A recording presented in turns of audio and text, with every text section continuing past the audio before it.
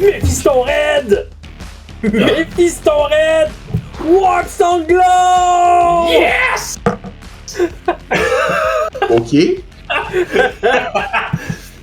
Bienvenue au balado Soirée Peinture. Et oui, vous entendez ma voix, je suis de retour. Oh non, très c'est encore heureux. lui. Et oui, je suis de retour. J'ai eu malheureusement des vacances prolongées. Oui, j'ai dit malheureusement puis vacances dans la même phrase. C'est pour les gens qui me connaissent, vous êtes habitués.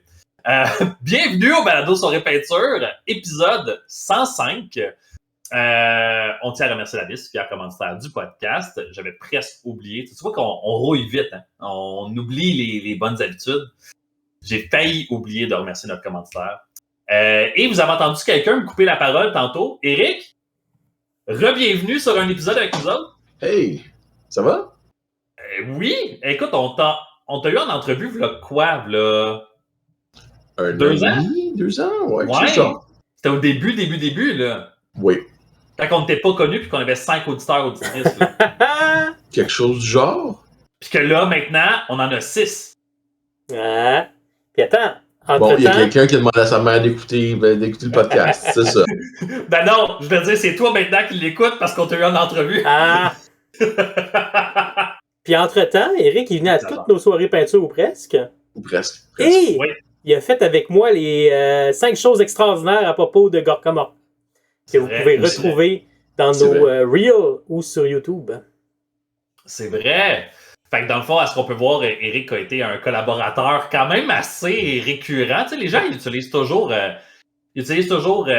les gens qu'on call tout le temps. Tu sais, Simon, Alexandre Gueudry. Tu sais, il y a des gens qui entendent toujours les mêmes noms et pensent qu'il y a juste eux autres qui ont droit à un traitement de faveur. Mais dans le fond, Eric, toi, tu as eu du temps de qualité. Ah. Oui, parce que j'en ai pas eu beaucoup.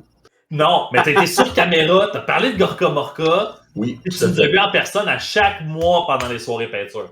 malheureusement, oui. Un autre moment où est-ce qu'on peut dire malheureusement puis oui dans la même phrase. Exact. Fait qu'on a quand même un gros épisode aujourd'hui. On a plein de nouvelles, on a plein d'affaires. Bon, c'est quasiment comme si je voulais donner raison à Phil quand il a dit dans... Parce que oui, les gars, même en voyage de noces, j'ai écouté des épisodes. Fait que, oui, les Ewoks, il n'y a pas d'Ewoks qui m'ont capturé. Là, comme, pour vrai, t'as pas capturé par un Ewok, tu le mérites. Je suis désolé. C'est fini. J'ai pas de pitié pour toi. Fait que j'ai pas été kidnappé. En tout cas, à ce que je sache. Bon, d'un autre côté, je suis marié. Fait que je veux dire, quelque part. Phil a mentionné dans un épisode que probablement que moi, en vacances, c'est impossible que je mette mon cerveau à off et que je sois pas en train de faire quelque chose pour le podcast. Bon, je vais vous avouer que le podcast n'est pas ma priorité numéro 1, mais je sais, David. Pour ceux qui nous regardent en vidéo, vous voyez la face de David. Pour ceux qui nous écoutent en ce moment, David a fait une face de... Comment tu aurais nommé ta face, David? Le Pikachu, surpris. Le Pikachu surpris. J'aurais dit stupéfaction, horreur, mais Pikachu surpris, je dois... C'est un mème, fait que les gens ont l'image tout de suite en tête, c'est parfait. T'as raison.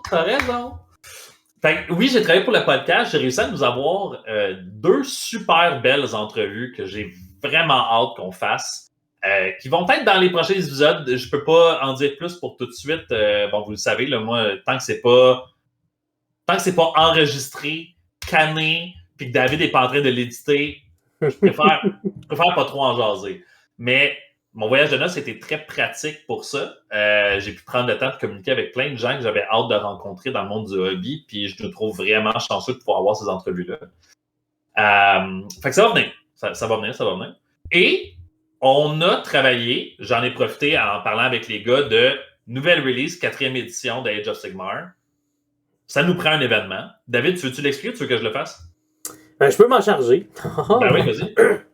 Dans la nouvelle sortie d'Age of Sigmar, on en a parlé dans quelques épisodes, puis on s'est dit, écoute, on va faire de quoi autour de ça, essayer ça, ce nouveau jeu-là. Fait que ce qu'on vous propose, on vous inviterait dès vendredi le 12 à minuit, donc le samedi 13, parce qu'il va être minuit 1. Ouais, c'est ça qui est un peu fuckant pour le monde. Là. Faut comprendre que c'est vendredi qu'on va être là, puis à minuit, il y a quelque chose qui se passe. Fait que c'est pas samedi à minuit qui devient dimanche, là. Parce que, voilà, non, hein? Quoi? On recommence. Le Bon, jeu tu viens de perdre David, là. sort officiellement le 13. Mais comme pour certains jeux vidéo sortis de nouvelles machines, l'Abyss va être ouvert jusqu'à après minuit pour nous permettre d'avoir le jour, 3 heures du matin. Jusqu'à De 3 minuit à heures du 3 heures du matin. matin. Pour nous permettre d'avoir la journée de la sortie le 13, notre boîte. Donc, vendredi, minuit, on vous invite à vous joindre à nous pour venir chercher votre boîte. Puis on va ouvrir la boîte ensemble et regarder ce qu'il y a dedans. On avait fait la même chose pour les Léviathans l'été passé. Fait que vous venez prendre une bière, on jase de hobby, on assemble des modèles. Et c'est pas fini. Ce n'est qu'un début. Oh non. C'était-tu ta façon à toi de me passer à POC avec un stand académie, là? Non, mais on vous invite à venir ouvrir la boîte avec nous. Puis là, ça ouvre quelque chose d'autre. C'est le début de quelque chose d'autre. Il va y avoir 2 autres rencontres avec nous à la suite de ça. Dès l'ouverture de la boîte, on vous invite à penser à un défi que vous allez vous donner de peinture avec ce qu'il y a dans la boîte. Ça peut être un défi à la Kevin. Je vais peindre toutes les forces de la boîte en même temps que je vais travailler, en même temps que je vais sauver quelqu'un avec mon pied en une journée. Ça peut être ça. Ça peut être... C'est une petite journée, là. Une petite journée. Mais ça peut être aussi, moi, je vais prendre un clan rat, puis je vais travailler sur ce clan rat-là jusqu'à la fin de l'activité. Fait que le début de ce défi-là, c'est le vendredi 12 à minuit. Ensuite, samedi 20 juillet, bref retour des soirées peinture. On vous invite à venir avec nous, continuer. Enfin! Je veux dire. C'est de ma faute, Eric, c'est de ma faute. C'est de ma faute. Écoute, c'est rendu au point, ma blonde, on me disait, mais pourquoi tu fais juste pas un takeover pour continuer les soirées peinture s'il y a personne qui veut le faire? Dis de nous appeler, on va peut-être pouvoir sous-traiter. Hein. Fait que le 20 juillet, on refait une soirée peinture, David, c'est ça? On refait une soirée peinture avec Eric, manifestement. Puis on va... Le but, c'est d'avancer. Ben, vous pouvez venir nous voir, là, mais le but, c'est d'avancer nos défis. Fait que c'est soit tu avances ton clan rat, ou tu es en train de sauver quelqu'un avec le pied, puis de peindre toutes les forces de la boîte en même temps. Juste pour être certain, David, je te coupe, je m'excuse. Les gens peuvent venir à la soirée peinture, puis pas faire la boîte de Skaven Tide quand même. Vous pouvez venir peindre votre Lord of the Ring, vous pouvez venir peindre... votre Warrior 40K, votre Horus Heresy, votre Saga. Napoléonien 18 mm. C'est ça. Vous pouvez venir faire les projets que vous voulez, c'est juste qu'on en profite le 20 pour pouvoir en faire un event, un happening, de dire vous avez votre. Qu'est-ce qu'il y a, David? T'as de la misère quand je fais ça? C'est. Il y a des moves des fois que David il réagit. C'est un peu comme si je le chatouillais à distance. Je comprends pas ce qui se passe. Fait que je redonne au prochain. Donc, ouais, fait que c'est ça. Fait que dans le fond, le 20, c'est juste comme notre happening pour dire aux gens, venez faire votre défi, venez faire vos trucs pour la boîte de Skaven Tide, on va le faire ensemble. Fait que nous, c'est ça qu'on va faire cette journée-là. Et cette soirée-là. Jamais 203. Oh. Samedi 27 juillet, on parle d'une journée. La hausse fin de semaine d'après. Ouais, c'est rapide, là, mais on voulait concentrer ça. Avant les vacances, avant un tacuton, avant tout ce qui arrive après. Samedi 27 juillet, journée de jeu. On teste la 4e édition avec le contenu de la boîte. Donc, encore une fois, si vous voulez venir jouer à côté à autre chose, vous êtes les bienvenus pour nous dire bonjour. Mais nous, ce qu'on va organiser et ce qu'on invite les gens à faire, c'est vraiment, on prend le contenu de la boîte qu'on a monté avec notre petit défi de peinture qu'on va révéler, puis on teste les règles de la 4e édition. Fait qu'on va pouvoir prendre plein de photos des gens qui ont fait le défi, qu'ils l'aient terminé ou pas, qu'ils l'aient accompli ou pas. S'ils ont leur boîte puis qu'ils ont commencé à peindre des modèles, c'est le temps de venir le montrer, c'est le temps de venir tester les règles, de venir jouer avec tout le monde, rencontrer la communauté d'Age of Sigmar, puis d'avoir du fun avec nous autres, dans le fond. Là. Fait vous n'êtes pas obligé d'avoir fini votre défi pour pouvoir venir participer cette journée-là. J'ai bien compris, David? Oui, tout à fait. Excellent. On est généralement des gens qui sont pour jouer tout peint, mais là, on n'aura pas tout peint la plupart d'entre nous. Fait que vous pouvez venir tester avec votre armée grise de la boîte les règles de la 4e édition avec nous. Ben, je trouve que c'est une belle approche qui est motivante. Tu sais, quand tu commences une nouvelle édition, il y a des gens qui se rajoutent là-dedans. Tu sais, des gens qui ont peut-être toujours joué à Warhammer 40 000 puis qui n'ont jamais vraiment donné du temps à Age of Sigmar, mais que là, les Clan Rat, les Skaven, c'était leur armée préférée de Warhammer Fantasy. il y a des nouveaux modèles. OK, je vais donner une chance à Age of Sigmar. J'achète la boîte. Je connais pas vraiment grand monde. Mon groupe, c'est un groupe de Warhammer 40 000. Personne ne fait du Age of Sigmar. Ou j'ai juste un de mes chums qui a acheté la boîte avec moi. On connaît personne d'autre. Ben, c'est une belle journée pour pouvoir venir faire ça tout le monde ensemble, dans le fond. Fait que là, si je récapitule, 12 à minuit, donc la nuit de vendredi à samedi. Oui. Venez récupérer votre boîte. Vous pouvez la réserver à partir de maintenant à l'Abysse. Ils ont déjà une idée de leur stock. Vous pouvez déjà le réserver. Je pense que les précommandes sortent le 29 juin, ça se peut-tu? Je pense que oui. C'est 2 semaines. Oui, le 29 juin, exactement. Fait que les précommandes officielles de Games Workshop sont le 29 juin, mais l'Abysse prend déjà les réservations. Fait que vous pouvez les appeler, communiquer avec eux, prendre leur réservation. Votre réservation. Puis, fait que là, c'est ça. 12 au 13, venez chercher votre boîte, venez prendre une bière, venez jaser, venez assembler, venez regarder les modèles de la boîte. Le 20, qui est la fin de semaine suivante, soirée peinture. Oui. Fait que venez faire votre défi. Vous avez déjà commencé à y réfléchir la fin de semaine d'avant. Vous avez déjà choisi votre défi. Puis le 27, c'est le moment où on vient jouer. Puis on prend des photos, puis on a du fun, puis tout est chill. OK. Si moi j'ai pu suivre, je pense que tout le monde est correct. C'est pour ça que je fais des récapitulatifs des fois, parce que je me dis, si je me suis pas trompé nulle part, ça veut dire que tout le monde est à la même place que moi, il n'y a pas de problème. C'est moi le dénominateur commun. Tout le monde est perdu, correct. Si tout le... Ouais, c'est ça. Si moi je suis perdu, à la limite, parce qu'il y en a peut-être d'autres. Si vous avez encore des questions, ça se peut. Venez sur notre page Facebook ou sur le groupe de la communauté, puis posez votre question en mettant hashtag Kevin explique-moi. Fait après le hashtag que Phil et toi vous aviez lancé qui était. C'était quoi déjà? Save Kevin? Je l'ai vu le couple de fois, ça m'a fait très très rire. Ben oui, puis sinon, vous pouvez le mettre en commentaire dans YouTube aussi. Là. Maintenant qu'on a les vidéos sur YouTube, vous pouvez le mettre en commentaire, genre, hey gars, expliquez-moi ça, c'est quoi le calendrier? Trouvez quelque chose. Ah, ça va être un gros mois de juin-juillet. Hein? On va se tenir occupé. On avait il y avait une autre chose aussi que je voulais mentionner. Dans le fond, j'ai mentionné tantôt que la communauté d'Age of Sigmar, elle existe. Il y a déjà du monde qui joue à Age of Sigmar. Puis un des organisateurs, Yann Miller, vous avez peut-être déjà entendu parler de lui. Il travaille beaucoup avec le Grand Clash. Il fait beaucoup d'événements. Lui et Vincent Cossette, je crois. Peut-être que je me trompe son nom de famille. Mais lui puis Vincent... là, j'ai ça, là. Pas me rappeler du nom des gens, là. Je suis désolé. Je vais être sûr de pas... On aurait dû marquer ça dans un document de préparation. Non. Vincent Amiotte. Ah! Amiotte Vincent... ou Amio? Je vais dire Amiotte, parce qu'il y a 2 T et un E. Mais si je me trompe, tu me diras Vincent. D'un côté, le français, des fois, c'est pas ma langue première. Fait que, tant pis. Oui, fait que Yann puis Vincent organisent un événement qui va se passer avant la release à minuit. Fait que dans le fond, en soirée, les gens peuvent aller jouer. En réalité, je pense que c'est pas mal une bonne partie de la journée. Là. Ça commence à 18h dans le sous-sol de l'Abysse. Sûr et certain que l'événement commence à 18h.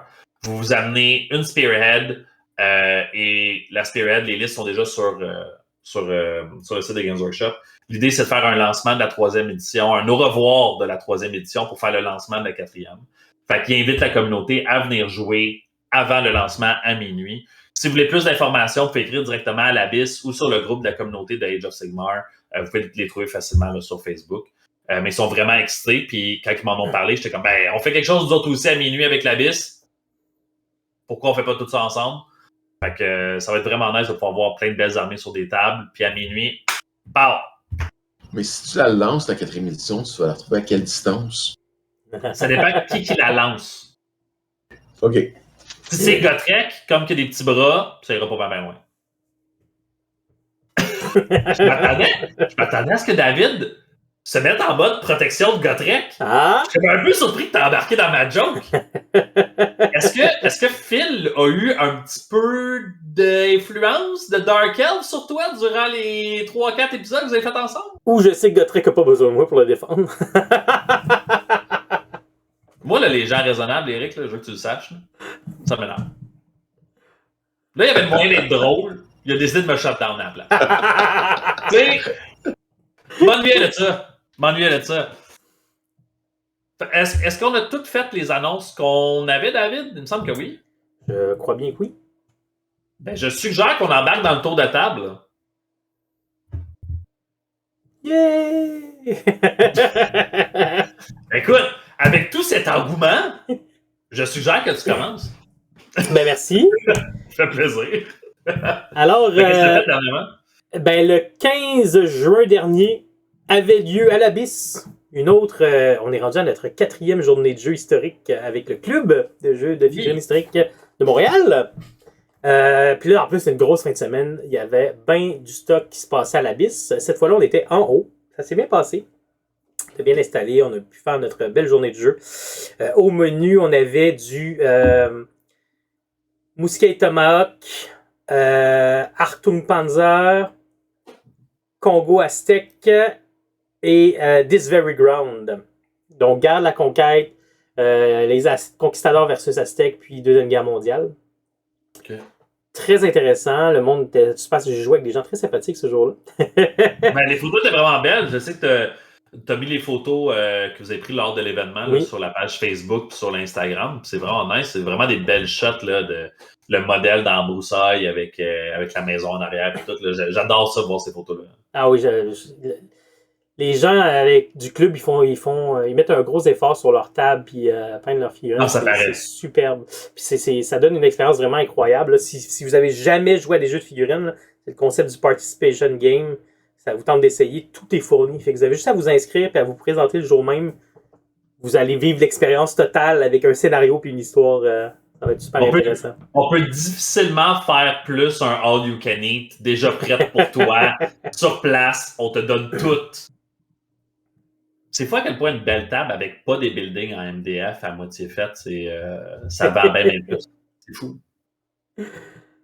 Fait que juste un petit shootout. Fait que la game de Mousquet Tomahawk, c'était Graham qui le faisait. Puis il fait pas pendant la guerre de conquête, il fait les King's Philip War. Fait que c'est avant. Puis pour l'occasion, il avait peint un régiment de Carignan-Salière. Ça, c'est des soldats français qui avaient été envoyés. Uniforme brun, là, c'est spécial. Mais il a été envoyé pour défendre les colonies à cette époque-là. Là. Fait que c'est superbe. Là. C'est un régiment moins connu. Donc, plus difficile d'avoir des images pour faire les couleurs, mais il a fait une super belle job. Je suis content que tu m'aies donné un petit peu plus d'informations sur le contexte. Oui. Parce que t'avais l'air vraiment très heureux de me dire à quel point est-ce que c'est vraiment hors du commun. Puis moi, j'étais comme, ah oui? C'est hors du commun, que ça soit brun sans l'air. OK. J'ai travaillé au musée Stewart. Là, je pense que c'est fermé. Là, ils ont fusionné avec McCord. Mais à l'époque, il y avait les compagnies franches de la marine. On s'habillait en soldats de la Nouvelle-France. Puis on faisait des spectacles. On tirait du canon, des fusils. Puis les vétérans, les anciens qui avaient travaillé là, quand ils venaient, ils s'habillaient en Carignan-Salière. Fait qu'on les voyait pas souvent. Et c'était comme un petit happening. Là. Ils sortaient les vieux uniformes et tout. Là. Puis c'est quoi les couleurs habituelles? Il n'y a pas de standardisation. La standardisation de l'uniforme, ça arrive plus tard, là, mais les franges de la marine, par exemple, c'est gris-blanc, un genre d'Oultouan gris, là, ça dépend des versions, avec des parements bleus. Eux, c'était vraiment brun, avec un parement bleu, je pense, je me souviens bien. Des rubans jaunes et bleus. Tu voulais être sûr qu'il soit camo, là. Tu me vois pas. Shootout aussi à Louis qui a fait Congo Aztec, fait qu'il a pris le jeu Congo qui est fait pour l'exploration en Afrique au 19e siècle, puis il a ramené ça à l'époque des conquistadors, il a ajusté les règles, il a fait des nouveaux tokens avec des trucs espagnols, des trucs aztèques. Ça, c'est un bel exemple de tu peux prendre un jeu qui permet de simuler ce que tu penses qui fit avec ton idée, puis l'amener dans un autre contexte. Parce que Moodling, c'est un système de règles. Fait que tu fais juste comme ajuster ce qui ne marcherait pas, mais le reste, en général, le squelette fonctionne. Et le squelette fonctionne pour représenter quelque chose de précis. Puis dans ce cas-là, c'est l'exploration d'un territoire inconnu. Avec les gens qui habitaient là avant, que tu viens les Européens, généralement, qui viennent les déranger. Mais. Hein? Ouais. Il amène un Swiffer, puis il passe à la TV. Là. C'est plus brutal, mais. Enlève tes pieds sur le pouf, s'il te plaît, il faut que je lave la table. Ce qui est intéressant dans ce jeu-là, c'est que tes zones boisées, quand tu rentres dedans, bon, c'est un terrain difficile, mais il y a des événements spéciaux à chaque fois que tu rentres dedans. Louis, il a tout adapté, il a fait une nouvelle table. Il avait peint un jaguar, il avait peint un tapir. Ouais, je pense un tapir. En tout cas, des bêtes spéciales de la région. Donc, très Bravo, intéressant Louis. pour ça. Ouais. Question qui tue. Y avait-tu un Ewok? Il n'y avait pas de Ewok, et non. T'es pas encore là à l'époque. Je comprends. C'est arrivé plus tard. Ensuite, Yannick, This Very Ground, il a pris une vieille règle. D'habitude, les vieilles règles, les gens touchent plus trop à ça parce que c'est démodé ou c'est compliqué. Il y a une vieille règle, This Very Ground, qui est en fait très sympathique, très intéressante à jouer. Puis ce qu'il voulait nous montrer, entre autres, que j'ai trouvé bien le fun, c'est quand tu as des unités en bataille rangée, tu entends souvent dans les émissions, quand tu vois ça, là, c'est feu à volonté, ce genre de truc-là. Ouais, Dans ce jeu-là, tu choisis lequel tu fais, puis ça a un impact sur les dégâts que tu fais, le moral que ça enlève, puis quand tu as besoin de recharger. Fait que ça devient un moment de décision intéressant de OK, là, je m'approche, je suis loin, je fais-tu un feu à volonté, fait que ça fait moins de dégâts, il n'y a pas d'impact sur le moral, mais j'ai pas besoin de recharger. C'est deux règles différentes. T'as feu puis feu à volonté. Genre, feu, c'est normal, puis feu à volonté, c'est comme un tir à la volée, là, genre. En fait, t'as feu à la volée, t'as le volley fire, feu, puis feu à volonté. Puis le volley fire, c'est vraiment tout le monde est en ligne, en rang serré, tire en même temps, fait que là, tu décharges toutes tes armes. Kevin, sur le parti, on va être là, pogné là pendant une demi-heure comme faut, juste sur ça, là. Mais plus non, de dégâts, plus de morale, mais après... Je n'avais pas réalisé qu'en disant quelque chose qui était dans le thème, je le relançais. Tu sais, des fois, je dis des affaires puis je réalise pas les conséquences que ça peut avoir. Puis là, David vient de m'apprendre que tir à la volée, tir à volonté, tir... C'est quoi l'autre? En fait, c'est tir à la volée, feu, puis feu à volonté. Ah, ok, c'est bon. Là, je me suis dit, y en a-tu un quatrième? Non. Tir en courant. Ok. C'est toi de là. Mais c'était cool. C'était très cool, là. Puis l'histoire, c'est des Français qui tiennent une ferme, les Britanniques les attaquent, puis les Français, il faut qu'ils tiennent jusqu'à temps que mon calme arrive. Mon calme est arrivé. Puis je jouais Britannique, j'ai perdu. Les Français, ils ont l'air d'être dans beaucoup de ces jeux-là, hein? Ben ouais, là, la guerre de la conquête... Ils ont l'air de déranger beaucoup de monde, je trouve. Je tiens juste à dire ça de même. Jusqu'à maintenant, sur 3-4 jeux, t'en as la moitié qui représentent des Français qui dérangent des gens. Puis, mais bravo à Louis, mais bravo aussi à lui d'avoir ramené Yann, c'est ça? Yannick, d'avoir ramené quelque chose comme que tu disais, comme un vieux set de règles que les gens connaissent un peu moins, de vouloir vous le présenter. C'est une autre force de la participation game, je pense. Oui, ben oui. Puis, je voulais mentionner aussi William qui a fait Achtung Panzer. Ça, c'est un nouveau jeu qui vient de sortir, le jeu de tank de Warlord Games. Puis, il a réussi à aller chercher du nouveau monde qui sont venus tester ça avec des tanks que lui avait peint. Puis, je pense d'autres membres du club en avaient peint. Là. Ça faisait une belle game, essayer des nouvelles règles. Puis, il continue à promouvoir ce jeu-là. Là. C'est super intéressant. C'est un jeu de tank, genre World of Tank? Ben, lui, il jouait pas aux figurines avant. Il y avait des amis qui jouaient à 40 000, etc. Ouais. Mais c'était un gros fan de World of Tank. Ah, c'est ça. Fait que là, à l'Otakuton dernier, il a découvert Bolt Action parce qu'on faisait des démos là-bas. Il a embarqué dans ça. Puis quand il a vu que Bolt Action, que Warlord Games sortait un jeu de tank, il a fait World of Tanks, un jeu de tank. C'est ça que je fais. Puis là, il a trippé. Là. Je pense que j'en ai entendu parler sur d'autres groupes, justement. Parce que, bon, je fais un aparté, là, mais il y a des joueurs de Warhammer 40 000, des joueurs de Eurocérésie qui aiment jouer avec des tanks. Puis, jouer avec beaucoup de tanks, ça prend une table qui est adaptée, ça prend un scénario qui est adapté, ça prend quelque chose que tu sens. Tu peux pas juste dire, je vais me faire une liste avec 42 tanks. Là-dedans, il y a des transports, puis là-dedans, j'ai des plateformes d'artillerie qui tirent fort, j'ai des gros tanks, des petits tanks, des moyens tanks, peu importe. Pour avoir une vraie belle expérience, ben, il faut que ça soit adapté. Surtout, c'est aussi de l'autre côté, t'as quelqu'un qui tripe sur les tanks et qui dit, ben, moi aussi, m'en amener plein des Land Raiders, m'en amener plein des Rhino, des Razorback, des Predators. Ben, à un moment donné, tu fais juste prendre une pick-up game, puis tu roules ton scénario, puis ta table, c'est des décors un peu au hasard sur la table. Ça se peut que tu vas être un petit peu déçu de ton expérience de jouer juste des tanks. T'sais. C'est la même chose dans Warhammer 40 000, c'est la même chose dans Eurocérésie. Puis il y avait sur un post Facebook sur un des groupes, je pense que c'était Eurocérésie, il y avait quelqu'un qui avait dit genre, hey, moi je joue, je pense que c'était Iron Hands. Puis il disait genre, moi je joue les Iron Hands, puis j'aimerais ça jouer comme une armée full mécanisée le plus que je suis capable. Est-ce que Horus Heresy peut supporter ça? T'sais? Puis il y avait plusieurs réponses différentes, là, de oui, non, mais...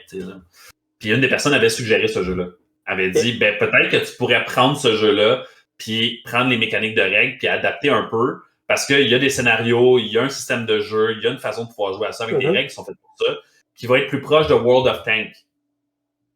Puis là, ça a fait un lien dans ma tête, parce que je connaissais World of Tanks, et j'étais comme, ok, c'est quand même cool. Fait que j'ai jamais essayé, j'ai aucune idée à quel point c'est facilement adaptable ou pas, mais quand c'est rendu que tu as des gens qui sont sur ces forums-là qui disent genre ce que tu recherches en ce moment, c'est pas dans cet univers-là que tu vas le trouver, il faut que tu ailles chercher ailleurs. C'était quand même intéressant. C'est tout. C'était mon seul lien que j'ai historique. Mais ça a bien été, vous avez eu pas mal de monde? Oui, on a eu du monde. On a réussi à faire toutes nos parties. Ouais, c'était cool. Qu'est-ce que tu as fait dans ton hobby? Sinon, ben là, je vais faire court, là, je suis en train de prendre tout le temps, là, mais j'ai continué mon libraire Thousand Sun. Il est presque terminé. Il me reste la base à faire. J'ai mon genou avec du blanc que j'ai un peu... Pas satisfait? Il fait un peu Thin Your Paints, là. Il y a du relief dans mon blanc. Puis là, j'hésite entre... J'oublie que l'erreur est là, puis je passe à autre chose, ou je prends un petit coton-tige avec de l'alcool. Puis je frotte, là. Moi, je vais pour le coton-tige. Ah ouais? Tu vois, moi, en général, ma réponse, c'est passe à autre chose. Mais, vu le temps que tu as mis dessus, puis vu le... Ça a l'air niaiseux, là, mais tu as travaillé fort sur ce modèle-là, puis tu travailles fort en général. Moi, dans les derniers épisodes que j'étais là, tu parlais du fait que fallait que tu trouves la motivation de pouvoir peindre, puis tu es dans une zone, puis tu nous en parles, tu nous envoies des photos, hey les gars, la base, qu'est-ce que vous pensez de ça, qu'est-ce que vous pensez de ça? Il y a beaucoup d'efforts qui est mis dessus. Ce serait dommage qu'à chaque fois où tu regardes, ce genou-là te dérange. C'est vrai. C'est exactement pour ça que je dis passer avec la coton-tige, parce que tu sais que le problème est là, puis ça va te déranger à chaque fois que tu vas le regarder. Fait que t'es aussi bien de régler ça tout de suite, puis après ça, de dire « Hey, ce modèle-là, il est parfait. » Ouais. Puis dire « Regarde, j'en suis fier. » Puis de le mettre en vitrine. Puis jamais touché. Puis tu sais que tu vas le jouer dans la campagne de Francis. Oui. De le jouer ou de le mettre en vitrine. Tu vas jouer dans 2 semaines, fait que ça te donne un deadline de 2 semaines pour refaire le genou. Fait que c'est pas je passe le coton-tige, puis un jour je vais le corriger, ou je le laisse de même, un jour je vais le corriger, c'est non. D'ici 2 semaines, il est corrigé. Puis après ça, tu vas être fier et tu vas être content. C'est rare que je propose de revenir sur quelque chose qui est fait, mais ça serait de te rendre un non-service de te dire de juste passer à autre chose. C'est ça, parce que normalement, je dirais comme Kevin, passe à autre chose. Vois l'évolution dans ton travail, dans ta qualité de travail, dans ce que tu fais.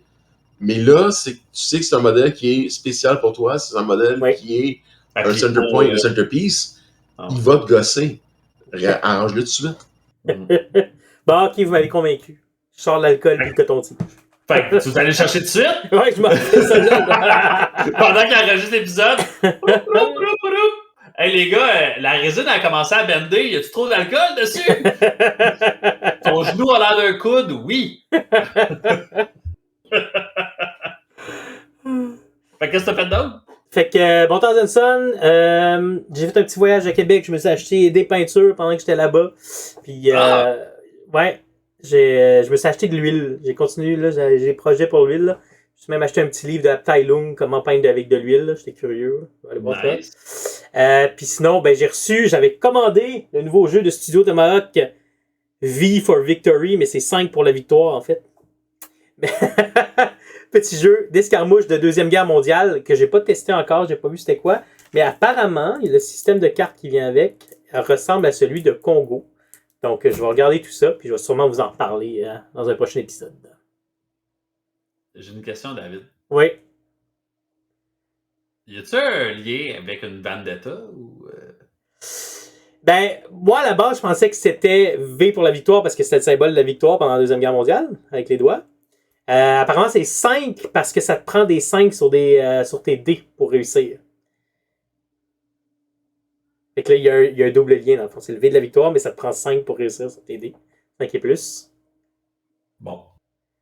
C'était mon seul J'étais comme, dis-moi qu'il y a un dude là-dedans qui a un gros trench coat avec une cape, avec 2 dagues, puis qui tue des gens, puis il porte un masque, puis tu sais. Genre. Non. On a perdu Kevin. Ben oui. Ben, d'un autre côté, il y a un jeu de mots dans le jeu. Tu sais, c'est parfait pour David, là. Puis il y a un V dans David. On a tout ce qu'on a besoin. Ben, faut que je check, peut-être qu'on peut refaire des scènes d'Indiana Jones avec ça. Là. Tu peux-tu l'envirer de bord? Tu peux-tu l'envirer de bord juste pour voir s'il y a un D en arrière? S'il y a un D en arrière? Non, Ben, il y a D, pas de D. D. Ah! Eh non! Ah, puis, fait cocasse. C'est un livre de la 2e édition d'Age of Sigmar. Ouais. En arrière. C'était juste parfait. On dit au revoir à la 3e édition. David prend son nouveau livre de nouveau jeu. Ah oui, puis il y a celui de la 2e de 2012 qui est juste là. J'exagère, 2018 genre. Mais... Fait que fait cocasse, Studio Avamahawk, studio français, ils font des jeux en français, mais ils font toujours français-anglais en même temps. Ils ont fait des jetons pour le jeu. Oh. Puis les jetons sont d'un côté français, de l'autre côté anglais. Et voilà. Puis pour, Ben, oui. Puis ça pour va les permettre de pouvoir produire juste une fois. Là. Oui, aussi. Puis ce qui est intéressant aussi, c'est que souvent on va commander c'est plus facile de commander de l'Angleterre que de la France pour avoir des choses, puisque on a des ententes douanières, j'imagine, avec l'Angleterre, fait que ça nous coûte moins cher. OK. North Star Military Figure ont la version anglaise et la version française. Donc si jamais vous voulez la version française, vous pouvez la commander directement d'eux. C'est le fun quand on découvre ce genre de contact-là. Oui. À gauche puis à droite, ça. Je sais quand on commandait du Saga, toi puis moi, on cherchait à gauche puis à droite parce qu'on pouvait essayer d'en trouver pour pouvoir sauver sur les frais de port ou shipping ou ce genre d'affaires-là. C'est un peu fatigant des fois quand tu cherches des jeux indie puis tu réalises que tu n'auras pas le choix de payer la facture, la totale, parce que l'infrastructure n'est pas là, parce que les magasins ne les tiennent pas, parce que, bon, peu importe. Quand tu trouves ce genre de raccourci-là, c'est toujours le fun. Et c'est tout pour moi, j'ai assez parlé. Habituellement, c'est moi qui parle trop. C'est vrai. Fait que, je vois que tu as pris des bons plis pendant que j'étais parti. Oui. Je suis content. Ben écoute, je vais faire ça quand même assez rapide parce que pour vrai, j'ai pas eu beaucoup de temps de hobby. Pour ceux qui ont suivi sur les groupes Facebook, par exemple, de Soirée Peinture de la communauté, j'avais pas grand-chose à partager. T'sais. Pendant mon voyage de noces, ben, j'ai acheté des affaires de hobby. J'ai pas fait de hobby. Fait que ça avançait pas de mon bord. Puis depuis que je suis revenu, ben, au moment où je suis revenu, on a adopté notre bébé chien. Fait que je suis dans la gestion du bébé chien depuis que je suis revenu. Fait que ça, c'est beaucoup de mon temps qui passe là-dedans. Fait que j'ai essayé de trouver du temps pour faire du hobby ici et là. Le mieux que j'ai réussi à trouver à faire pour la majorité du dernier mois, là, à peu près, ça a été de l'assemblage. Fait que j'ai assemblé plein de Solar Auxilia dans le but de pouvoir faire avec David dans la campagne de Francis. Je me retrouve à être du côté des traîtres.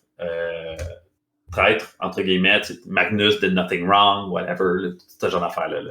Il a tort, mais c'est pas grave. Mais moi, je suis un Solar Auxilia du bord des Thousand Sons de David, puis on va se défendre contre les Space Wolves puis les Custodians dans l'histoire de Prospero Brûle. Fait que, mais mon armée était à 0 modèle assemblé. Fait que, j'exagère, je pense que j'avais comme une squad de 10 gars d'assemblée. Fait que pour pouvoir faire un 1000 points à peu près de Solar Auxilia à coût de 60 points pour 10 gars, faut que t'en assembles du bonhomme. Fait que je suis dans l'assemblage, pas rien qu'un petit peu.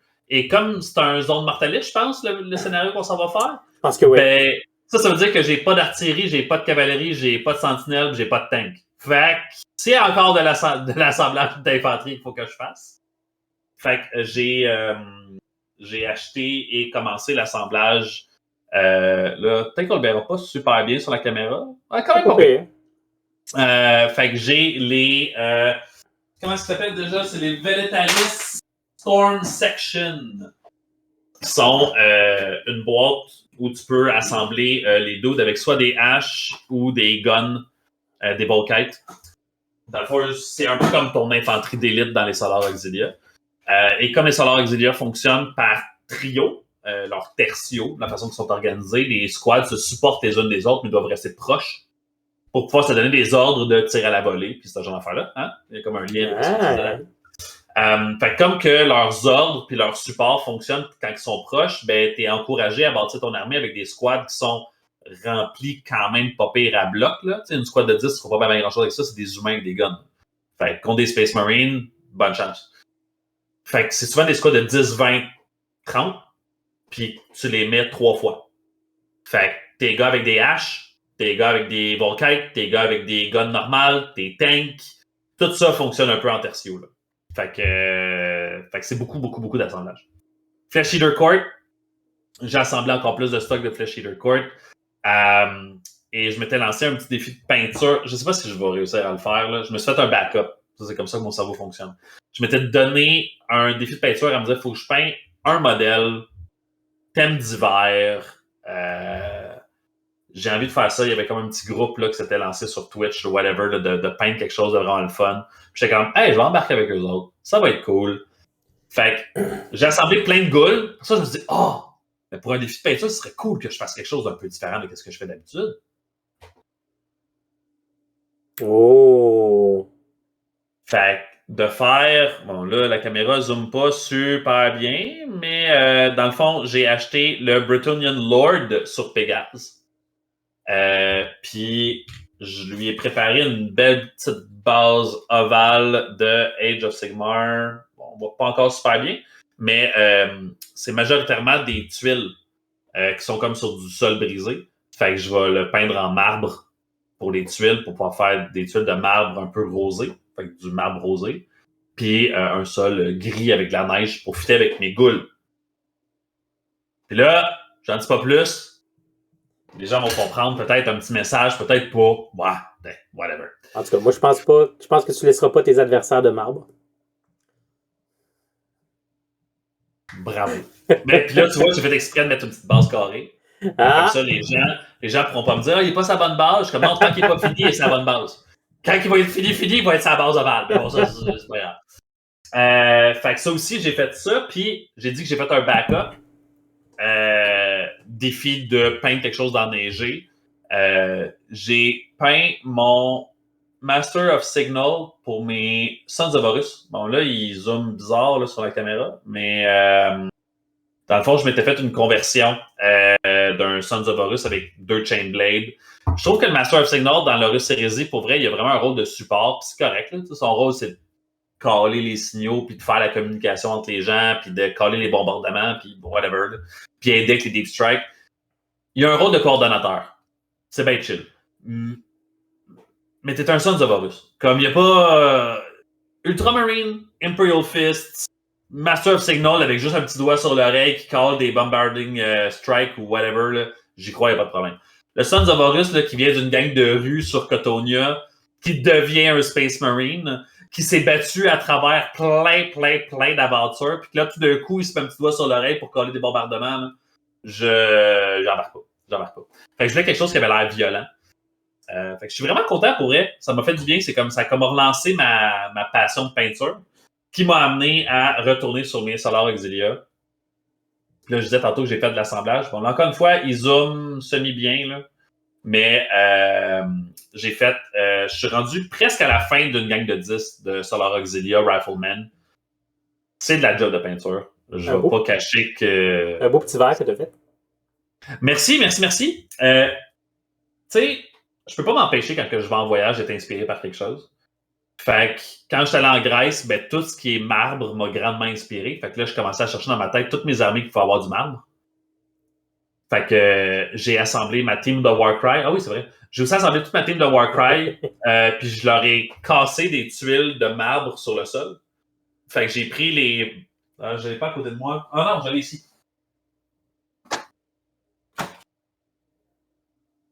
Ah ouais, Puis, Shattered Dominion.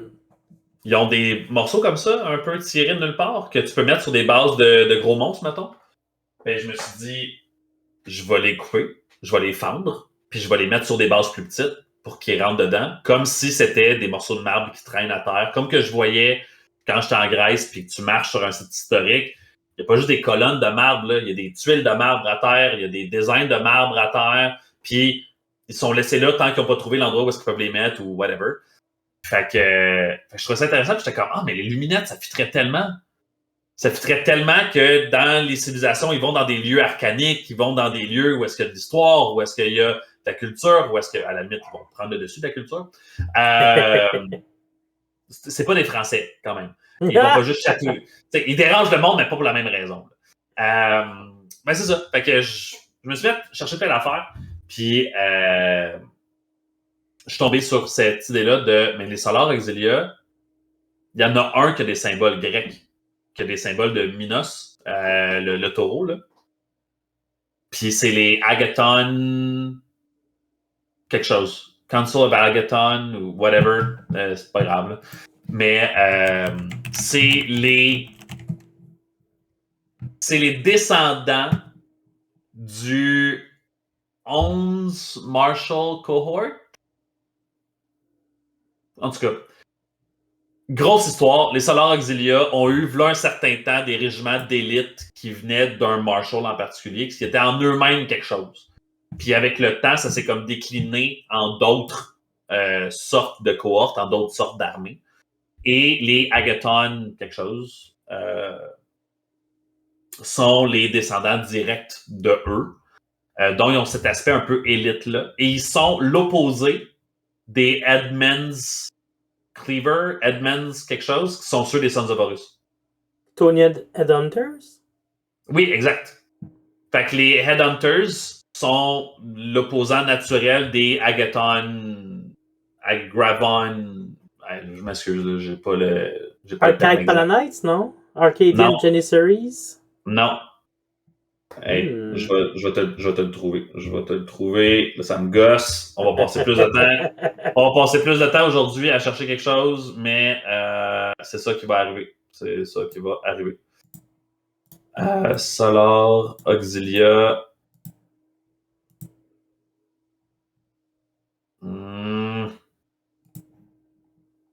Où c'est que j'ai mis ça? Hey, je peux pas croire que j'avais ça comme proche puis que je l'ai perdu. Pour vrai, là, ça c'est le genre d'affaire qui me. C'est le genre d'affaire qui me dérange. Je peux pas croire que. Bon, on va rester sur notre fin, tout le monde. Hein? Pendant qu'on jase tantôt, je vais essayer de le retrouver, OK? C'est bon. Mais ouais, fait que le look cuivré vert, ça me parlait. Il y avait comme quelque chose là-dedans. Puis les décals, je les ai achetés de Games Workshop.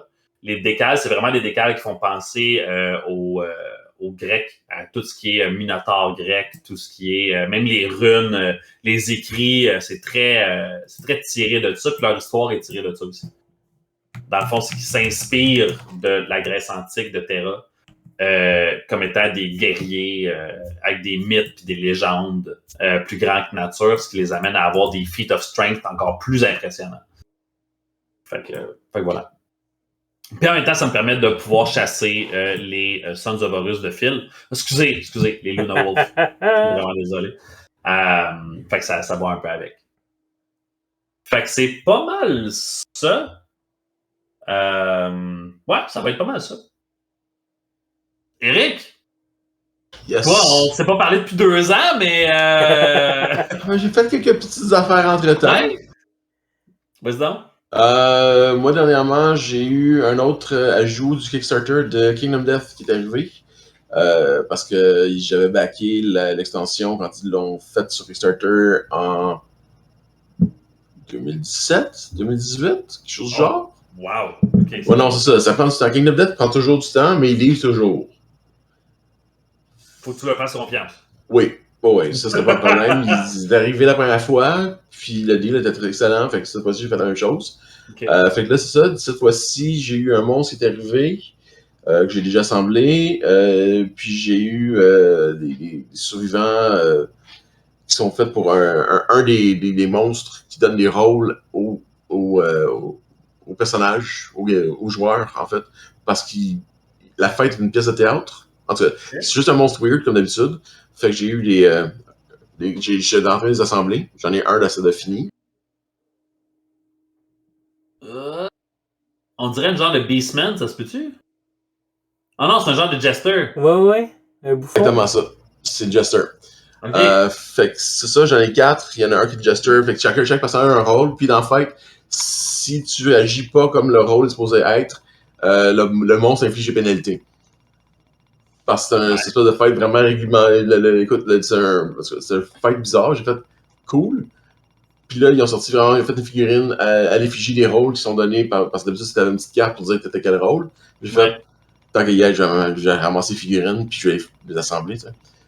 Puis ils ont finalement sorti l'idée qu'ils avaient depuis je sais pas combien de temps, c'était de faire un board en plastique au lieu du board en carton qui vient avec le jeu. Et pépère. Fait que chaque tuile est une tuile séparée. Ouais, là, juste pour être certain, pour ceux qui n'ont pas le bénéfice de nous voir sur YouTube en ce moment, là, Eric nous a levé un plateau sur lequel il y a des tuiles en forme de carré. Chaque tuile représente ton plancher de jeu. Et c'est tout amovible 1 à 1.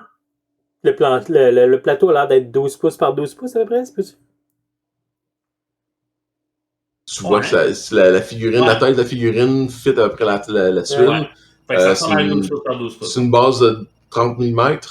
Le plateau en soi, ça c'est juste une des parties du plateau. Le plateau fait 18 tuiles par 22 tuiles. Non, 16 tuiles par 22, pardon. Fait que c'est juste énorme. Là-dessus, j'ai rien collé parce qu'en fait, le plastique du plateau puis le plastique des tuiles est différent. Fait que la colle plastique marche pas. Oh. Puis, en vérifiant par curiosité sur les posts sur le Kickstarter, il y a quelqu'un de la compagnie, un des membres du service clientèle, fait ouais, il y avait des. Ça jasait de faire des tuiles modulables, pour du terrain modulable à l'avenir. Fait que vous devriez peut-être pas les coller. Ah, mon Dieu. Parce que les tuiles sont numérotées, by the way. Fait que chaque tuile a son emplacement dans le board. Fait que si après ça, tu as du terrain qui est modulaire pour fitter dans le board, tu peux juste enlever ta tuile puis mettre ton terrain à la place. J'ai fait, OK, fine. Je les collerai pas, mais ça va quand même être une job de peinture. Ouais. Mais tu vois qu'ils ont quand même plus réfléchi à leur affaire que Boarding Action. Qui ont de la misère à faire en sorte que les affaires fit ensemble dedans, puis ça rentre, puis ça sort pas, puis... Mais c'est censé être amovible, là. Bon, étant le gars qui a utilisé une Dremel avec Phil pour pouvoir tout réorganiser nos tuiles pour le Grand Clash l'année passée, là, j'aime quasiment mieux ce que tu me montres en ce moment. Écoute, mais tu sais, moi je vais peut-être pas participer à votre défi de peinture pour la nouvelle boîte, mais je me dis que peut-être ça, je vais l'amener faire, ça va être ça mon défi. Ah, mais pour vrai, je veux le voir en vrai. Puis si c'est possible de l'acheter, je te le dis, là, si c'est possible de l'acheter séparé, envoie-moi le lien, je vais regarder combien ça coûte. Parce que moi, en voyant ça, j'ai juste du Warcraft et du Frostgrave dans la tête. Là. Je sais pas s'il va le faire encore séparé. Je sais que présentement, ils sont encore en train de passer à travers les commandes de leur Kickstarter et tout ça. Mais peut-être éventuellement, mais ce sera pas pour tout de suite. Hein? Je suis pas pressé. Je suis pas pressé. Mais je trouve ça vraiment cool. J'aime ça pour les boards de carton, les mattes, les boards c'est ça, j'ai fait, attends un peu, là, il parle d'en faire un en 3D parce que c'est surélevé, t'as une texture. Le board qui est un board de carton est super beau parce que c'est vraiment une espèce de... Tu vois qu'il y a une texture, mais c'est juste du carton. Fait, ça peut être cool de l'avoir, fait que ouais, j'ai le backé. J'ai backé cette partie-là du Kickstarter. Ouais. Mais c'est vraiment... J'ai hâte de le voir. Fait que là, ça, tu viendrais à notre soirée peinture du 20, c'est ça? Oui. Bon, oui. J'ai hâte de voir ça en vrai. Si t'en as envie et tu veux tout l'amener... Je vais peut-être amener une section parce que c'est gros et c'est lourd. C'est bon, je faisais juste ouvrir la porte. Ça m'a fait plaisir de prendre des photos pour pouvoir montrer à tout le monde le projet de malade que tu t'es donné. Faut aussi que je le prime avant, puis ça, je vais peut-être attendre que l'humidité drop un peu. Effectivement, qu'aujourd'hui, au moment où on enregistre, c'était pas une belle journée pour faire du primer. Pas tout. Mais quoi bon. d'autre? As-tu autre chose dans ton hobby que tu fais dernièrement? Dernièrement, je me ramasse les magazines achètent de Games Workshop. Ouais. Donc Imperium, puis le dernier qui était Mortal Realms. Ouais. Fait que j'en ai en quantité industrielle. Ma blonde ne sait plus quoi faire. Elle est en train de me perdre la tête parce qu'elle ne sait plus où les mettre. Moi non plus d'ailleurs. Je comprends. Fait que je me retrouve avec des... Ma table de travail, c'est des sprues. Oh, ah ouais. Fait que, encore une fois, quand je passe pas sur les prochains cours, c'est parce que j'ai tellement d'affaires T'as pas de place pour prendre une photo? J'ai pas de place pour travailler. Déjà, je suis en train de travailler sur mon espace de travail. Il ressemble à ça. Oh, wow. Ah ouais. Mon clavier est là, je suis en push to talk. C'est pour ça que Ah ouais. j'ai pas de place. OK. Ah ouais, je le vois, là. Fait que oui, les projets en cours, j'en ai beaucoup, puis j'aimerais ça pouvoir en finir pour pouvoir faire de la place. Ben, tu vois, merci Eric, parce qu'en ce moment, je suis sûr qu'il y a plein de gens qui nous écoutent, qui vont peut-être venir nous regarder sur YouTube, parce qu'ils vont dire, là, j'ai envie de me comparer dans mon bordel.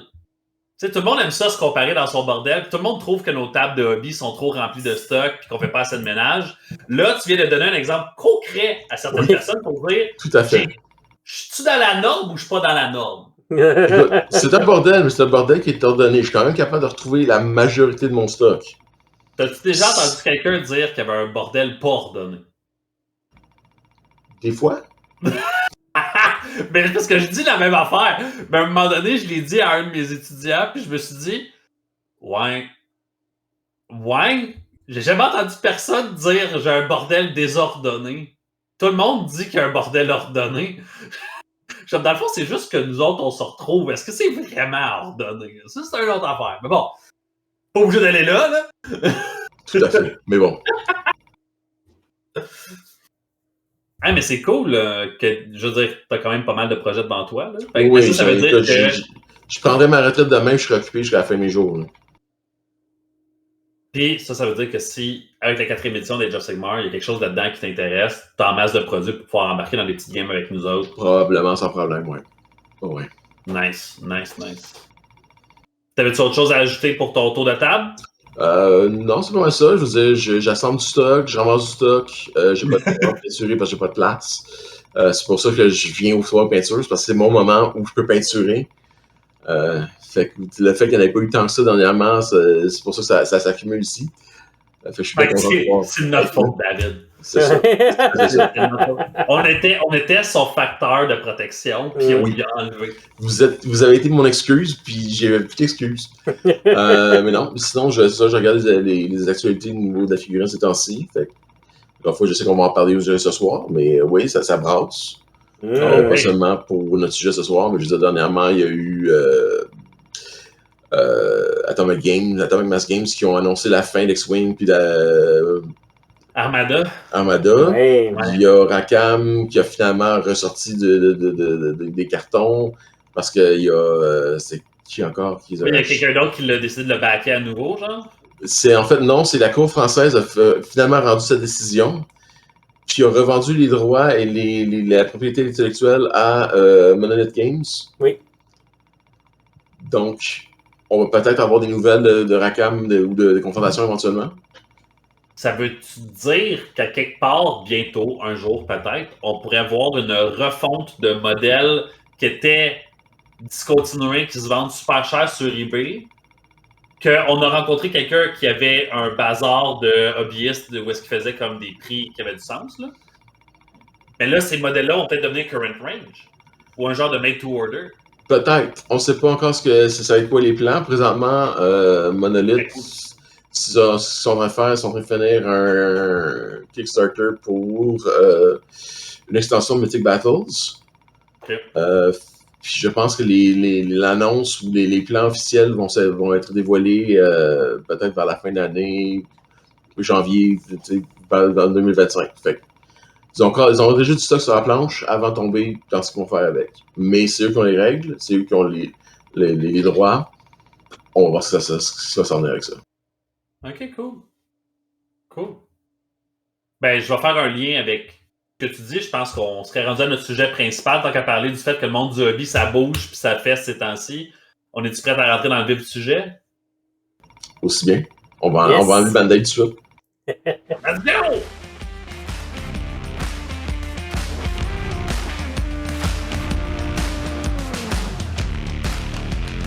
C'est pas pour rien qu'on a invité Eric à venir sur l'épisode aujourd'hui. Pour ceux et celles d'entre vous qui ne le savaient peut-être pas, War Machine a été racheté par Steamforged.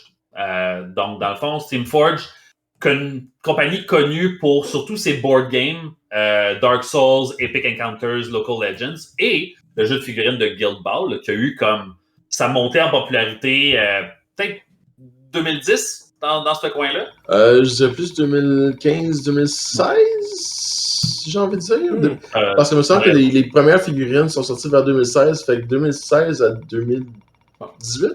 J'y allais en termes de décennies, dans les années 2010. Ouais, non, c'est pas clair ce que je dis. Fine. T'as raison. Fait qu'ils sont très connus pour Guild Ball, qui aujourd'hui, honnêtement, moi je pensais que c'était un peu disparu. Moi je pensais que ça avait fait comme banqueroute. Mais il semblerait que c'est des STL maintenant que les gens peuvent acheter. Fait que la compagnie s'est spécialisée dans plein d'autres choses qui fonctionnent très très bien. Le jeu de Dark Souls est un board game très connu, que les gens aiment beaucoup avec des belles figurines. C'est un jeu qui est très populaire, oui. Il y a eu, je sais pas combien de Kickstarter pour ça. Ah, ouais. Ils ont fait des Epic Encounters pour D&D, donc c'est des boîtes complètes avec un set de monstres, une petite aventure, puis c'est des affaires qui sont basées dans n'importe quoi. C'est super cool. Oh, oui. Fait eux ont racheté War Machine. Et là, ça fait des grosses vagues dans le monde du hobby parce que... Oui, vas-y. Attends, en fait, si j'ai bien compris, ils ont racheté la licence Iron Kingdoms qui inclut War Machine, qui inclut jeu de rôle.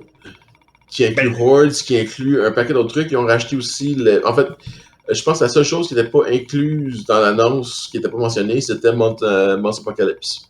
Donc, leur jeu Kaiju, où tu joues des gros monstres puis des unités qui sont en train de se battre contre des gros monstres qui démolissent une ville, c'est la seule chose qui n'était pas inclue dans la vente. Fait qu'ils ont ramassé le jeu futuriste, c'était quoi encore, donc Warcaster, que Private Press a sorti pendant la pandémie, qui a eu, je pense, une extension, puis qu'on n'a pas vraiment entendu parler d'autres, parce que c'est le modus operandi de Private Press, c'est qu'ils sortent quelque chose de cool, ils supportent pendant 6 mois, puis tu n'entends plus parler malheureusement, parce qu'ils ont souvent pas le temps ou les ressources pour pouvoir en mettre plus sur des trucs cool comme ça. Parce que ça vraiment les blâmer après Games Workshop avaient fait la même affaire avec Gorka Morka. Hein? Quand t'as quelqu'un qui gère la distribution qui a un TDAH pas géré, là, c'est ça qui arrive. Ça expliquerait bien les choses. Quelqu'un qui t'adore, OK? Fait que, là, lancez-moi pas des rushs sur Internet, là. C'est qu'on a les Gary pis les Kevin, c'est ça? Il y a toujours eu les Gary et les Kevin. La différence, c'est que les Kevin, ils s'assument que c'est de leur faute. Les Gary, ils se cachent. Ouais. C'est ça la différence. Bonjour pour tous les Gary qui n'ont aucune idée de pourquoi est-ce qu'on vous nomme. C'est pas de votre faute.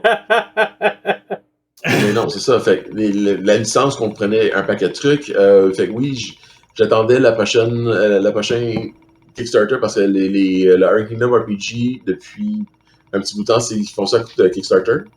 Donc, ils lancent une première vague, puis après ça se retrouve en magasin. Mais si tu veux le backer, tu as des livres de plus, tu as des informations de plus. Fait qu'ils en ont fait 3 sets jusqu'à maintenant. J'attendais le prochain set qui était en gros une version un peu Ghostbusters, mais en steampunk. Oh. Okay. Fait que c'est le Steamlight Workshop, c'est des chasseurs de fantômes, des chasseurs du surnaturel. J'ai fait, ça a l'air de cool. C'est un setting steampunk parce que c'est Iron Kingdoms, mais des chasseurs de vampires là-dedans, ça peut être très le fun. Fait que, let's go. Parce que même leur gear est plus ou moins expérimental. Il faut vraiment. Tu sais, j'ai fait, OK, c'est pas la première fois qu'ils sortent, mais là, ils vont faire un supplément complet.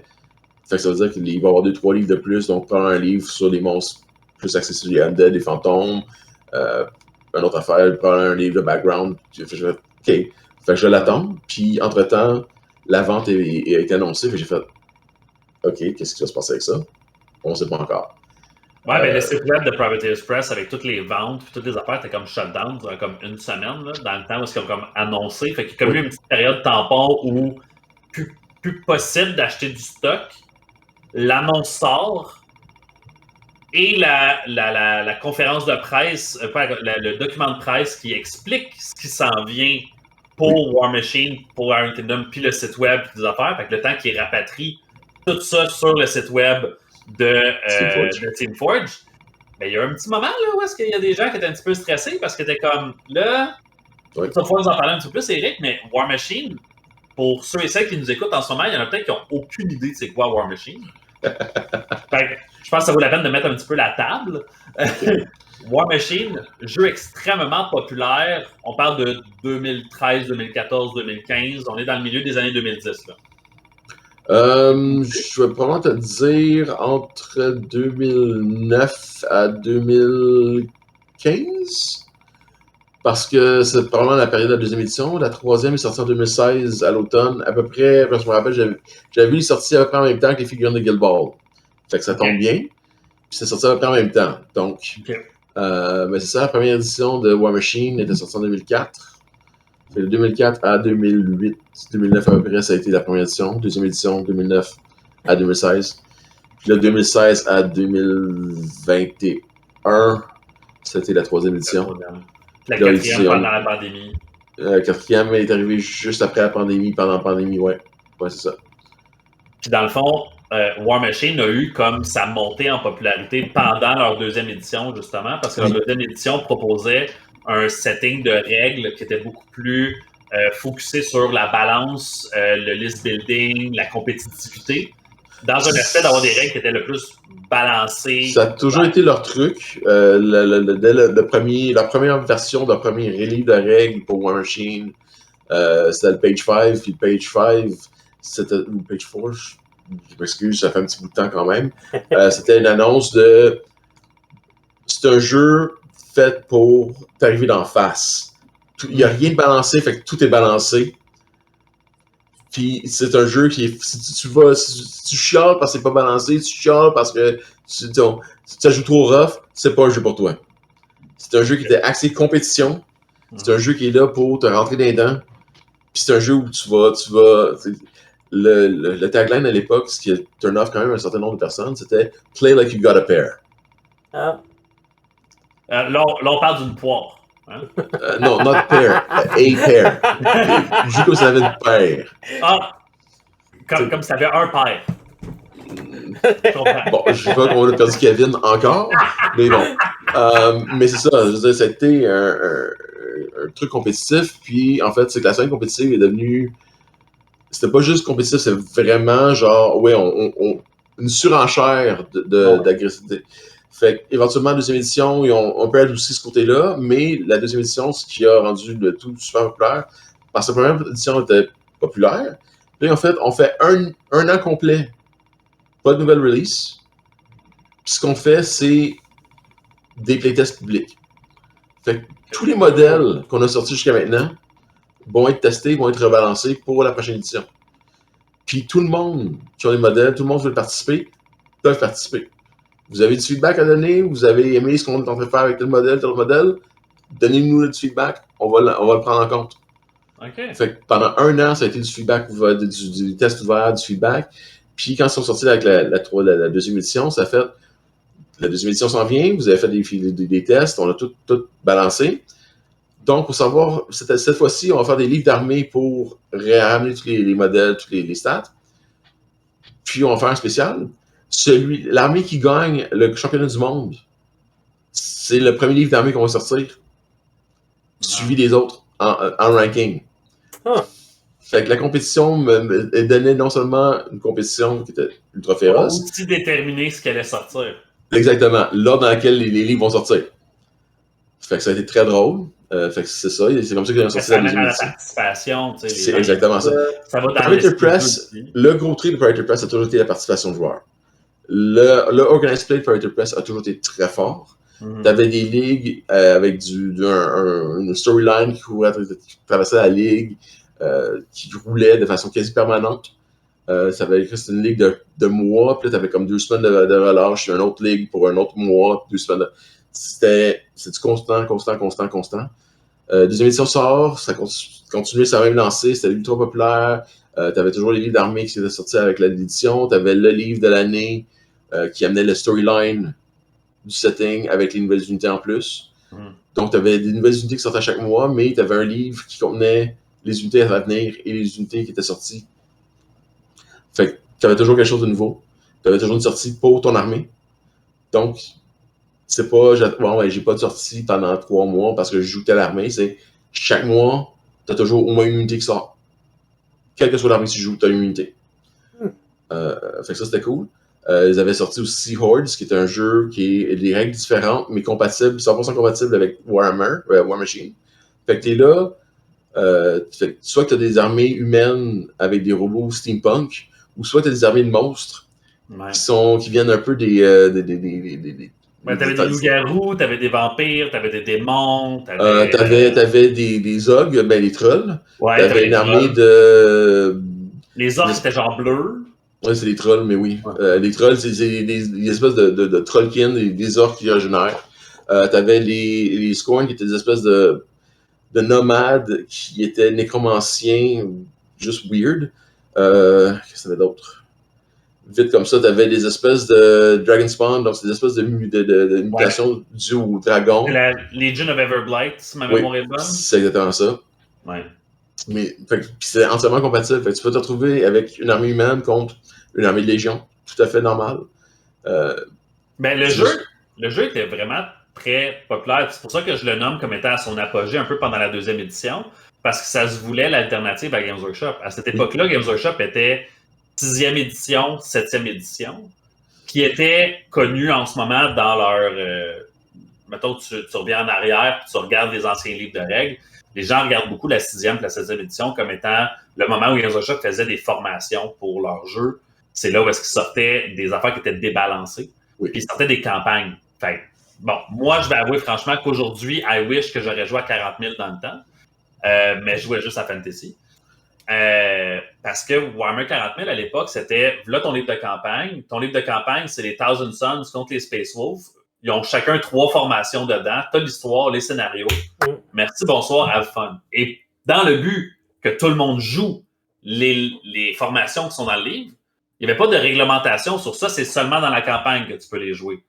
C'était, tu peux toujours les jouer. Fait que là, les gens se sont mis à utiliser ces formations-là pour tourner ça à leur avantage pour faire des affaires très compétitives.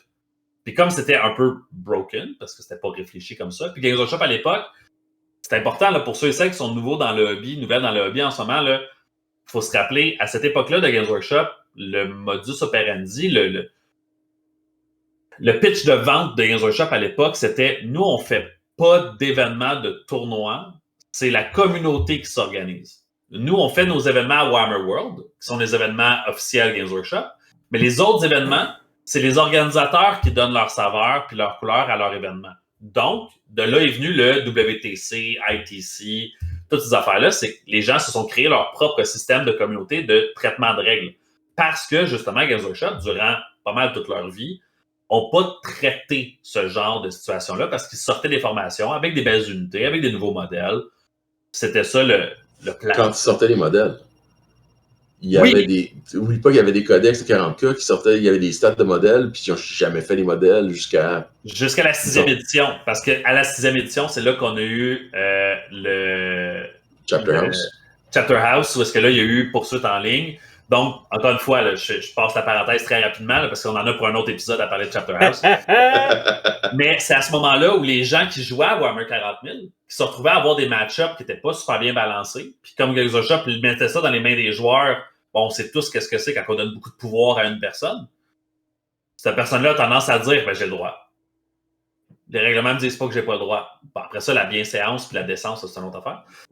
Fait, les gens avaient tendance à abuser des bonnes choses.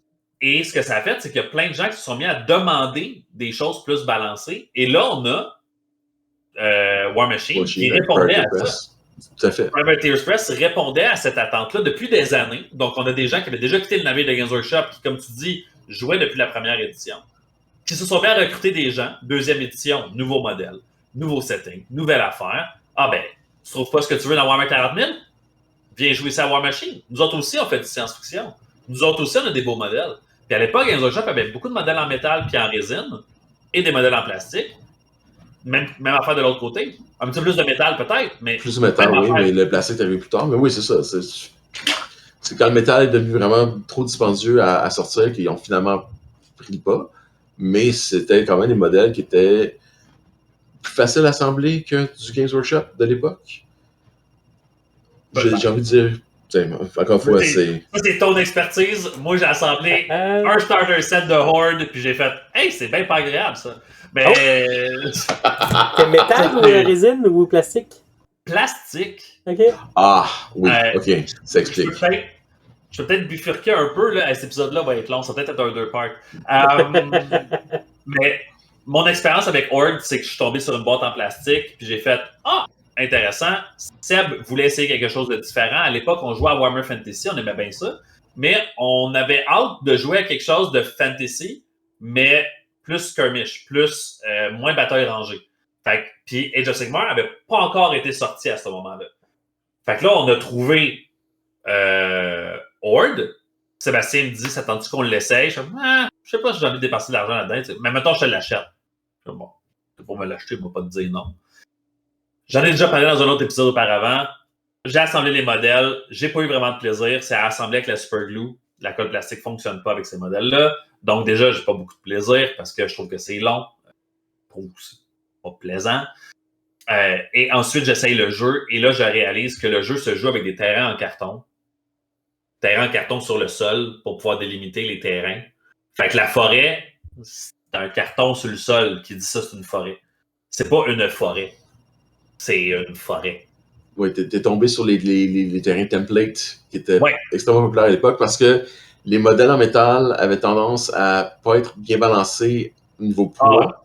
Fait que la minute où tu mettais ça sur une pente, ça foutait le camp à terre. Même chose aussi parce que c'est des gros modèles, fait que tu as essayé de mettre ça dans une forêt, quelque chose.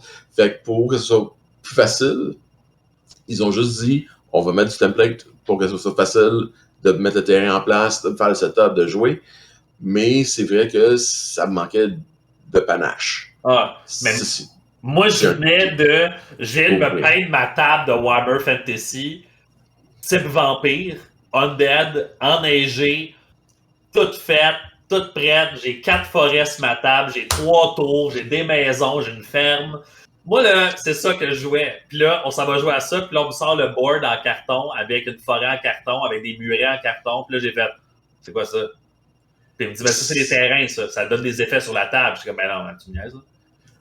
C'était pas beau, mais on va quand même l'avouer, ça rendait le jeu plus rapide pour le setup. Et ça devenait plus facile aussi pour délimiter, genre, OK, je suis dans le range, je suis pas dans le range. Mais leur thinking était cohérent avec l'objectif du jeu. Et là, c'est là qu'on va aller, on va pouvoir parler justement de tout ce rachat-là, parce que ça va un peu dans cette optique-là. Privateers Press, racheté comme par Steamforge. Steamforge ont sorti leur document de presse pour pouvoir expliquer c'est quoi leur plan moving forward. Fait que là, on les a rachetés. On vous rassure, voici c'est quoi qu'on a prévu faire avec. Puis Eric, j'aimerais ça pouvoir t'entendre à savoir qu'est-ce que tu penses de ça, toi en tant qu'ancien joueur de War Machine. Encore une fois, Steamforge, j'ai joué un peu, j'ai fait une partie avec le kit de départ de l'introduction de Guild Ball. J'avais collectionné 2-3 teams parce que je trouvais que les modèles étaient beaux. C'est des modèles métal à l'époque, avant qu'ils tombent sur leur plastique. Parce que aussi, ils sont tombés sur un plastique qui n'était pas du plastique du même style que Games Workshop. C'était plus du plastique de board game. PVC? Ouais, quelque chose de genre. Fait qu'ils avaient quand même un beau détail, mais c'était plus ou moins agréable à travailler, du moins pour mon expérience à moi. Je sais qu'ils avaient fait de la résine avant de faire du métal aussi, puis la résine était superbe. Fragile, mais superbe. Donc, reste à voir. Puis je sais que quand je suis retourné voir sur le site web récemment avec l'annonce, voir ce qu'il y avait en vente pour du Guild Ball, parce que pour une raison junior, il y avait du Guild Ball sur le site de vente. Toutes les teams étaient là en résine, mais c'était résine sur commande. Ouais. Fait que ça veut dire que la qualité devrait être quand même pas pire. Ça doit. Puis les STL sont beaux, là. Puis le kit de base, c'est disponible gratuitement, mais c'est des STL à imprimer soi-même. Fait qu'encore une fois, le kit avec les 2 équipes pour essayer le jeu, disponible gratuitement avec des STL. Je suis comme, OK, cool. Je sais qu'originalement, ils avaient fait carrément des figurines carton que tu pouvais essayer le jeu. Ouais. Quand ils ont fait le premier Kickstarter pour partir Guild Ball, justement pour te donner, voici le jeu, voici comment ça feel, puis on va te sortir les figurines après. Mais si tu veux l'essayer tout de suite pour avoir une meilleure idée, c'est comme ça que ça marche. Puis les gars qui ont parti Steamforge, c'était des fans de Privateer Press. C'est un peu ça aussi qu'ils mentionnent dans les communiqués de presse. Puis c'était des joueurs de compétition qui ont fait des compétitions, puis en fait, c'est cool. Mais il faudrait quelque chose de plus. On va essayer de trouver quelque chose un autre créneau, puis un autre. Fait que ce qu'ils ont fait, c'est carrément un jeu de sport. Fait que c'est un jeu de soccer, un jeu de football européen. mais avec un côté compétitif, un côté combo-esque comme War Machine l'a fait. Fait que j'ai toujours décrit Guild Ball comme une espèce de Blood Ball, mais en RTS. C'est pas du turn by turn, c'est du real time. Ça bouge. Oh, ok. J'active un gars, j'ai mon gars mon attaquant centre qui va crisser un coup de pied au ballon. Puis là, ben, je suis dans le temps de pouce de ton gars à toi. Fait que je peux activer le rat qui va cliquer avec une autre affaire. Puis je peux faire des combos comme ça. Je veux dire, j'avais un team d'alchimistes. Les alchimistes, c'est super drôle parce que il y a un des membres qui pitch des flasques, qui fait des templates de gaz. Ouais. Fait que d'un coup, tu obscurcis les lignes de vue. Puis un autre qui fait mais s'il y a quelqu'un dans une template, automatiquement, la personne qui est dans l'adversaire qui est dans le template est empoisonnée. Fait que là, ça veut dire que tu te penches du dégât à chaque tour, puis là, toutes les affaires qui rentrent comme ça. C'est tous des effets qui jouent un sur l'autre. Tous des combos que tu peux faire, c'est toutes des affaires comme ça. Je pense que c'est les Butchers qui avaient la même chose. T'en avais un qui pouvait s'amuser à te faire te baisser ta vitesse, baisser ton mouvement. Puis en même temps, t'as infligé des blessures qui te faisaient saigner, puis t'en avais l'autre qui c'est en train de saigner, ça veut dire que lui, il va avoir des bonus sur le dommage. Ouais. C'est la force des jeux qui se veut plus compétitif, c'est justement c'est les combos, comment est-ce qu'ils C'est exactement ça. C'est balancé, mais de façon à ce que faut que tu réfléchisses à ton idée, à quelle direction tu veux prendre avec ton équipe. Puis là, tu vois, je trouve ça très intéressant parce que dans leur communiqué de presse, une des questions qui leur a été posée dans les FAQ, on pourra vous nommer toutes les autres affaires qui sont dans le communiqué de presse là, dans pas long, là, mais une des questions qui avait été posée, c'était qu'est-ce que vous pensez de vous lancer dans une ligne de STL, de vendre les fichiers pour les imprimer à la maison? Et la réponse, c'est qu'il n'y a pas de plan pour ça pour l'instant, que c'est une compagnie qui vend des modèles. Puis là, c'est là où est-ce que moi j'ai eu un petit malaise parce que j'étais comme, mais Guild Ball est tout en STL.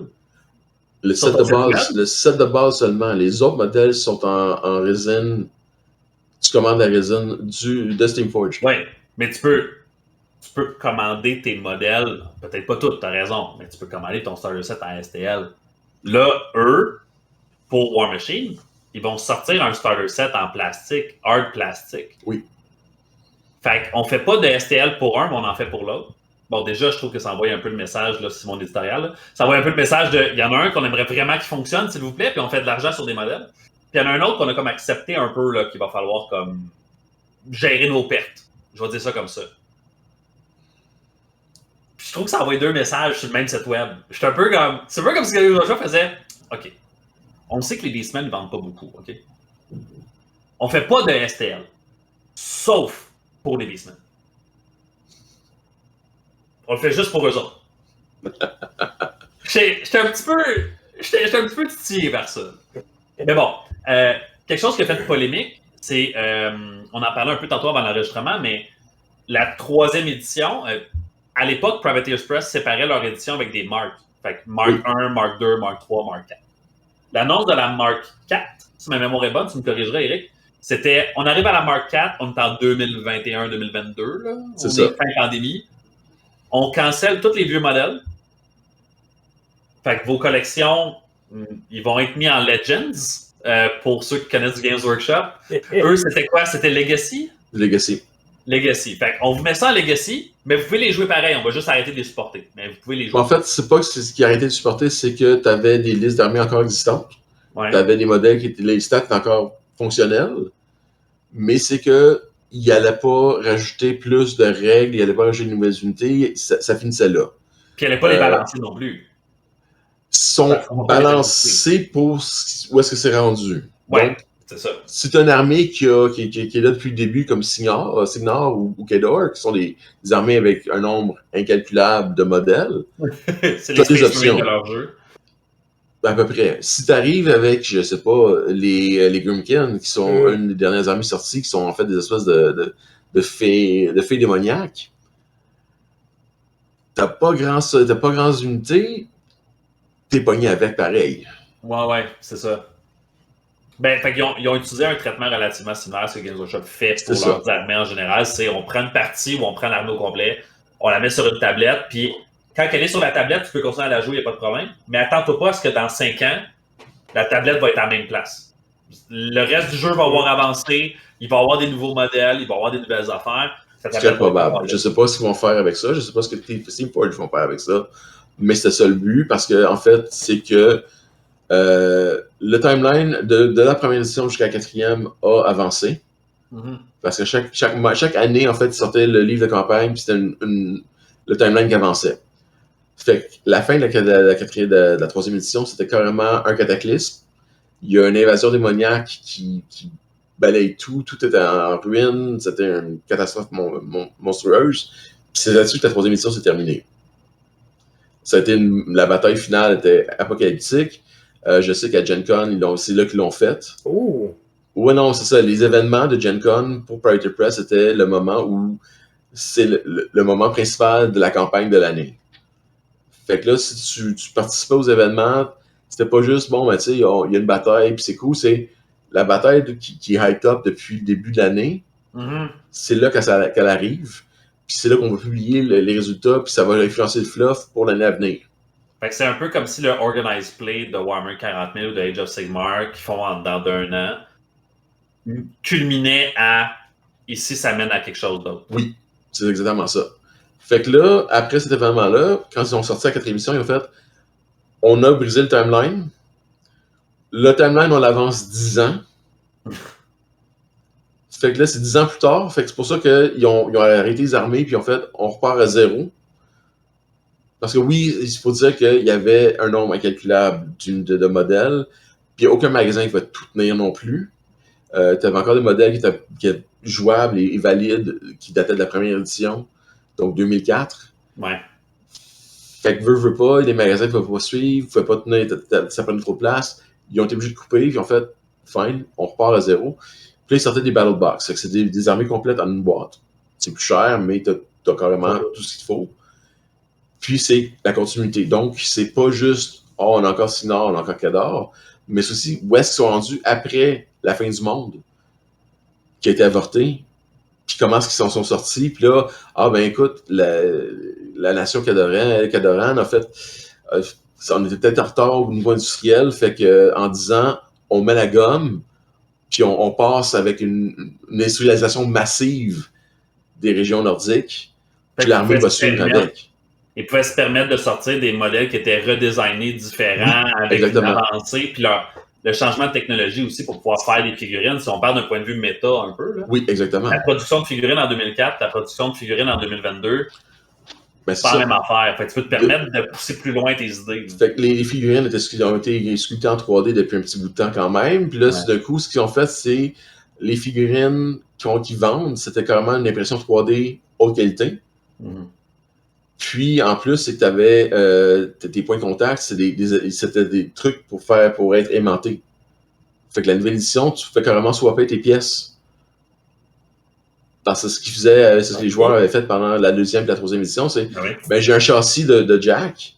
Puis là, selon l'exemple que je donne, ça peut être tel type de Jack, tel type de Jack. Mais au lieu de juste les coller, je vais les aimanter à mitaine. Fait que je perce, je colle, je mets mes aimants. Puis là, en fait, OK, vous avez voulu faire ça pendant 2 éditions. On vous a écouté. On a carrément un espace pour l'aimant sur la pièce. Puis tout est aimanté. Have fun. Tu sais, quand je parlais tantôt de cohérence avec leur objectif et leur communauté, c'est exactement ça. On parle de compétitivité, on parle d'efficacité, on parle de maximisation. Dans 40 000, les gens coupent des pièces sur leur gun, sur leurs bras pour pouvoir les aimanter. Ils font ça depuis forever. Forever étant, mettons, quand je travaillais au magasin, en 5e édition, en 2010, les gens le faisaient déjà. C'était juste moins populaire qu'aujourd'hui, mais ils le faisaient déjà. C'est ça. Là, on est directement en lien avec ça.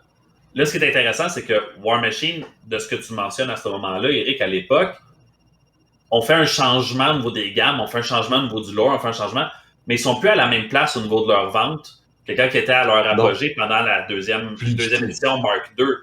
Mark II, on recrute les gens qui ne sont pas contents de Games Workshop. Pendant la Mark III, la 8e édition de 40K sort, qui devient plus rapide, plus simple, plus compétitive, plus narrative, plus tout. Donc, les gens réessayent, quitte Privateer's Press, Ben, en fait, c'est Les tous les ventes sont petits en joueurs, chute. des petites compagnies de figurines qui ont réussi à se prendre une part de marché entre-temps, ont Ouais. tous perdu leur monde quand Games Workshop est sorti à 8e, quand Age of Sigmar est sorti, tout ça. C'est le moment où Games Workshop, tout le monde a fait hey, attends un peu, Games Workshop est en train de faire des bonnes décisions. Leurs jeux sont le fun. Ouais. Tu sais, au niveau marketing, au niveau direction. Attends un peu, là, on va retourner voir ce qu'ils ont nous offrir à cette heure, qu'ils ont changé un peu d'avis et de façon de faire. Guerrilla Miniature Game avait nommé ça le réveil du dragon. Ben, c'est ça. Ouais.